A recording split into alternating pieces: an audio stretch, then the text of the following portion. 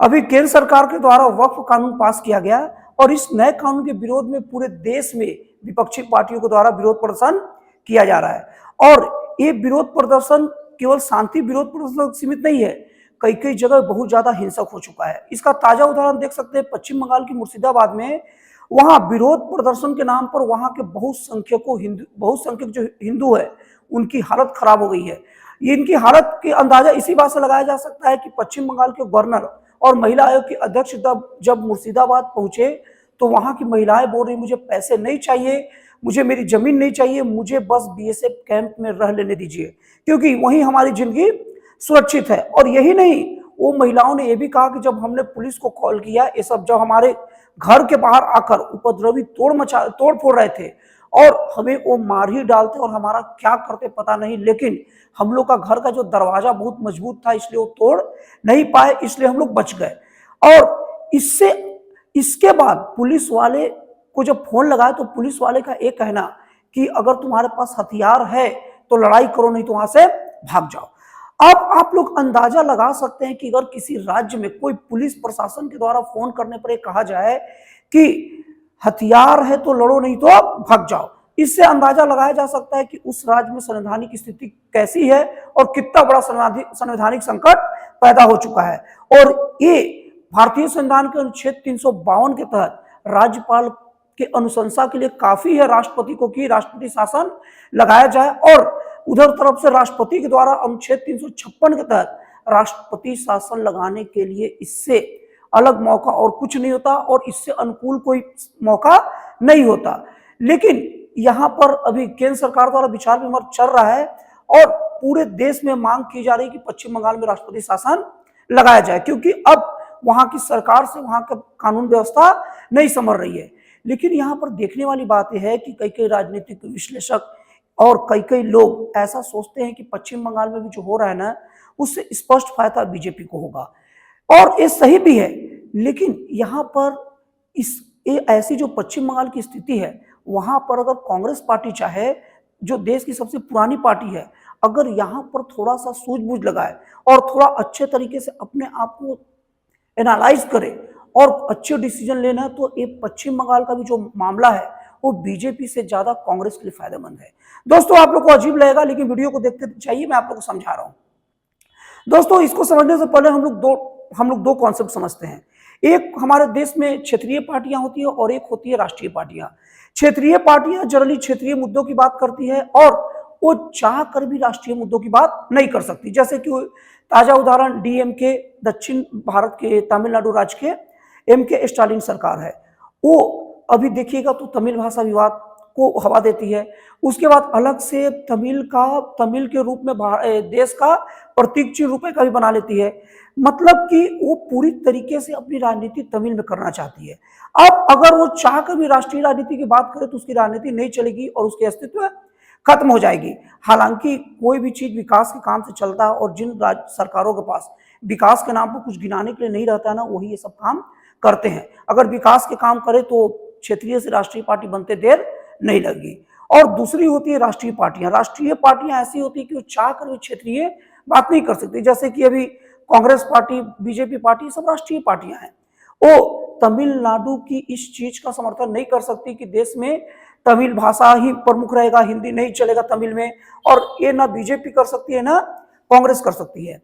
तो कांग्रेस पार्टी को यह बात सोचना पड़ेगा कि उनका इतिहास बहुत पुराना है। देश की सबसे पुरानी कांग्रेस पार्टी है और 1885 में स्थापना से लेकर 2014 तक अगर छुटपुट किसी और शासन के बाद छोड़ दी जाए तो पूरे देश में आजादी की लड़ाई से लेकर आजाद भारत में शासन चलाने तक का 129 साल 2014 तक कांग्रेस का बहुत प्रबल प्रभाव देश में रहा और उसका शासन रहा। और 2014 से लेकर अभी 24 तक शासन से बाहर रही और 24 के चुनाव में भी वो शासन से बाहर हो गई। लेकिन यहाँ पर कांग्रेस का कमी कम, और कांग्रेस के जो अभी प्रमुख हैं, मैं कोई अध्यक्ष वगैरह की बात नहीं कर रहा हूं, मैं ओरिजिनल प्रैक्टिकली प्रमुख, क्योंकि अध्यक्ष वैसे मल्लिकार्जुन खड़गे जी हैं, लेकिन प्रमुख अभी राहुल गांधी उन्हीं की चलती है। तो राहुल गांधी अपने विचारों को थोड़ा बदले और ये ना सोचे कि आज से 50 साल पहले की दुनिया है।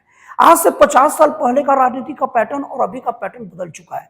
ये देखना पड़ेगा क्या पैटर्न था 50 साल पहले। लगभग 35 साल 50 साल पहले पैटर्न ये था कि आप क्या करो, सभा करो, संगठन करो और संगठन में सुधार की बात करो, कुछ मंथन करो और लोगों को बता दो। अलग अलग वर्ग के कुछ लोगों को बैठा लो, उनको कुछ बता दो और वो जाके अपने वर्गों को समझाएंगे और लोग सुन लेंगे, वोट दे देंगे। और एक बात और आपको ताजुब लगेगा, स्टूडेंट की राजनीति भी अब पुराने जमाने की बात हो गई है। क्यों? क्योंकि स्टूडेंट जनरली, और आज से 35 साल 50 साल पहले स्टूडेंट गांव से शहर पढ़ने जाते थे और जब पढ़ के अपनी गांव में बताते थे तो वो स्टूडेंट ही शहर में क्या क्या हो रहा है इसका बताने का और अच्छा माध्यम रहते थे। तो स्टूडेंट जो बात बोलते थे गांव के लोग सुनते थे। और देश में बहुसंख्यक आबादी ग्रामीण भारत की उस वक्त थी और अभी भी है। तो उसके बाद में क्या है कि जो स्टूडेंट कहते थे सुनते थे, तो स्टूडेंट लोग को अगर अपने पक्ष में कर लोगे तो पूरा देश की राजनीति आपके पक्ष में आ जाता था, कहा जाता था। लेकिन अब जमाना बदल चुका है। अब ऐसा है कि कम्युनिकेशन हाई हो गया है और हर एक के जेब में एक ऐसा उसका साथी और उसका राय देने वाला घूमता है जिसे मोबाइल कहते हैं, कि एक घर में अलग अलग, कोई बीजेपी का, कोई कांग्रेस का, कोई आरजेडी का, कोई समाजवादी पार्टी का सपोर्टर है।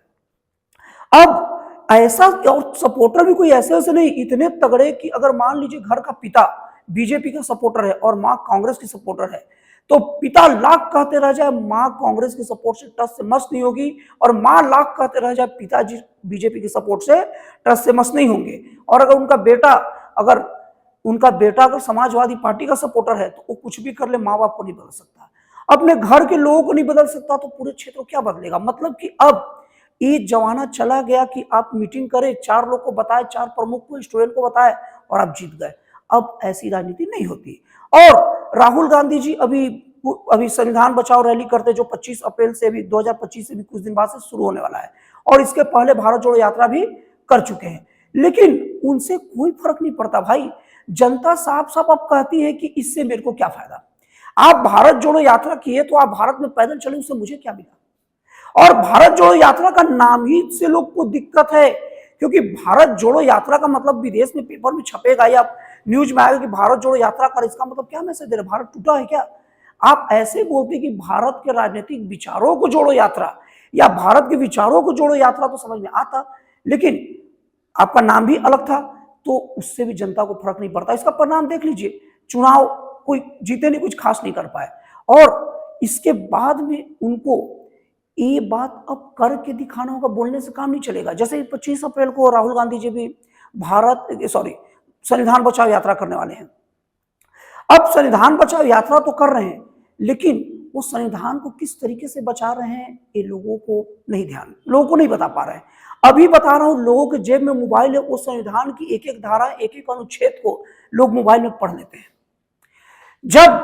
जब आपको ईडी पकड़ती है और आपके लोग सड़कों पर उतर के जब उग्र प्रदर्शन करते हैं, तो लोग पूछते हैं कि भारतीय संविधान के हिसाब से जो निर्वाचित हुआ है, उन लोगों की तरफ से ईडी की व्यवस्था की गई है, और ईडी का बनाया हुआ जो भी नियम कानून है, ईडी संस्था, वो कांग्रेस समय में बनाई गई है और वो संवैधानिक तरीके से लोगों को गिरफ्तार कर रही है।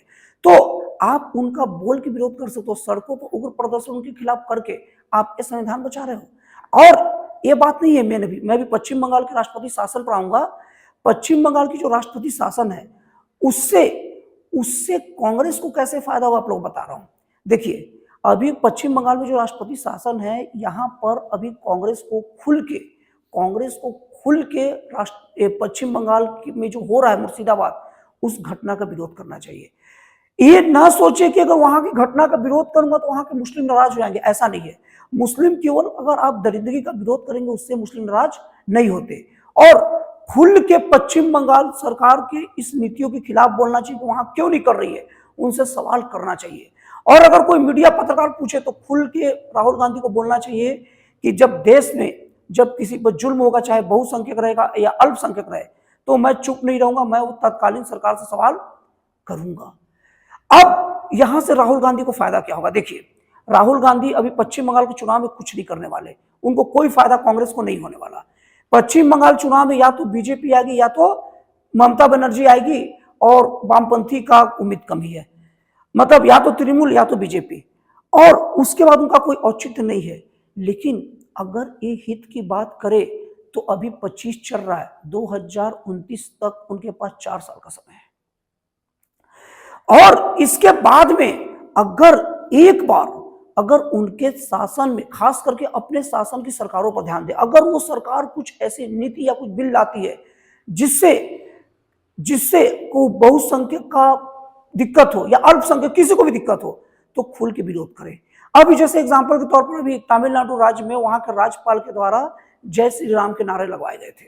अब इसको लेकर कांग्रेस जो सरकार है वो मतलब ये बोलने लग गई कि राज्यपाल संवैधानिक नियमों को उल्लंघन कर रहे हैं। अब भाई जय श्री राम लगाने पर राज्यपाल संवैधानिक नियमों का उल्लंघन कैसे करेंगे, ये भी सोचने की बात है। तो ये सब चीजों से कांग्रेस बचे। कांग्रेस को यहाँ आकर खास करके राहुल गांधी को यह बात बोलना चाहिए था कि जय श्री राम से किसको दिक्कत है, और जय श्री राम का नारा अगर लगा लिए राज्यपाल तो उनका मैटर है, ये कोई गैर संवैधानिक बात नहीं है। किसी भी व्यक्ति को अधिकार है अपने धर्म को मानने का। एक बार राहुल गांधी बोलकर तो देखे। राहुल गांधी को सच तो बात यह है ना कि उनके अगल बगल में ना बहुत ही उटपुटांग लोग उनको राय देने वाले हो गए हैं। और राहुल गांधी की समस्या यह है ना कि इतने बार मतलब मात खा रहे, मुंह की खा रहे हैं, फिर भी अपने उन सलाहकारों की बात सुनना बंद नहीं कर रहे। राहुल गांधी का जो कांग्रेस पार्टी है वो देश में अभी 139 ईयर पुराना है, 139 साल पुराना है, और 10 साल 15 सालों में जन समर्थन ऐसे खत्म नहीं हो जाता। राहुल गांधी को पूरे तरीके से राष्ट्रीय पार्टी के मोड में आना चाहिए और अपने जो क्षेत्रीय दलों का जो गठबंधन रूपी जो बैसाखी उसको तोड़ के फेंक देना चाहिए। बिना बैसाखी के दौर के देखे राहुल गांधी, हो सकता है कि कुछ साल दिक्कत हो, इसकी प्रबल संभावना है कि 2029 में राहुल गांधी के फिर से कांग्रेस का वापसी न कर पाए। लेकिन इतनी ज्यादा संख्या तो आ जाएगी कि उनको एहसास हो जाए कि मैं अकेले ही काफी हूं, कोई भी क्षेत्रीय पार्टी को बैसाखी की जरूरत नहीं है। लेकिन राहुल गांधी गलती क्या करते हैं ना कि कोई भी क्षेत्रीय पार्टी जब चैलेंज करता है बीजेपी को, तो वो खुद को सत्ता में आने के लिए नहीं लड़ते और ना खुद का इमेज और इज्जत बचाने की बात करते हैं। वो बस मोदी को ध्वस्त करने के चक्कर में ना कोई भी क्षेत्रीय पार्टी से हाथ मिला लेते हैं। राहुल गांधी के बारे में बता दूं कि इंदिरा गांधी के समय में ऐसा था कि जातिवाद, इंदिरा गांधी साफ साफ बोली थी कि देश में जाति के आधार पर कोई बात जल्दी नहीं होनी चाहिए, और राहुल गांधी अभी जो जाति जनगणना का रट लगा कर बैठे हैं, उससे क्या फायदा होगा? कोई फायदा नहीं होगा, ये उनका नुकसान होगा, और पता नहीं कैसे कैसे लोग उनको राय दे रहे हैं और ये सुन भी रहे हैं।